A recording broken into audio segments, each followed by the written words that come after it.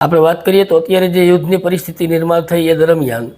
અંદાજે 101 યુનિટ જે છે આજની તારીખમાં બંધ થઈ ગયા છે અને આવનારા દિવસોમાં જો પ્રોપેન સપ્લાયનું કોઈ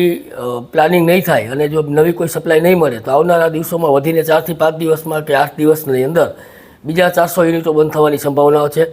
ગુજરાત ગેસમાં જે યુનિટો ચાલે છે એ ગુજરાત ગેસવાળાને પાસે 50% જે વાપરવા માટેની જે પરમિશન આપેલી છે એ મુજબ અમે અંદાજ લગાવી શકીએ કે 18 થી 20 તારીખ સુધીમાં ગુજરાત ગેસ યુઝર્સ જેટલા હતા એ પણ બંધ થવાની શક્યતાઓ દેખાઈ રહી છે। કે જે નિકાસમાં જે કઈ તકલીફો પડી ગઈ છે, બીજું કઈ ડિમાન્ડ અત્યારે કેવી છે?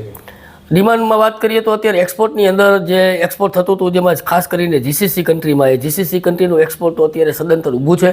પણ બીજા જે કન્ટ્રીમાં એક્સપોર્ટ થતું હતું કે જે જીસીસી ગલ્ફ ખાડીમાં થઈને જે વેસલો જતા હતા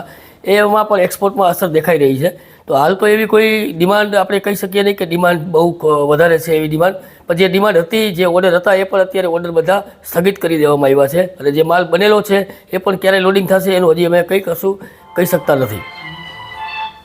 તરફથી તો આપણા ગુજરાત રાજ્યના માનનીય મુખ્યમંત્રી શ્રી ભૂપેન્દ્રભાઈ દ્વારા પણ ચિંતા વ્યક્ત કરતો ફોન આપણા ધારાસભ્ય શ્રી દુર્લભજીભાઈ દથરિયાને આવેલો।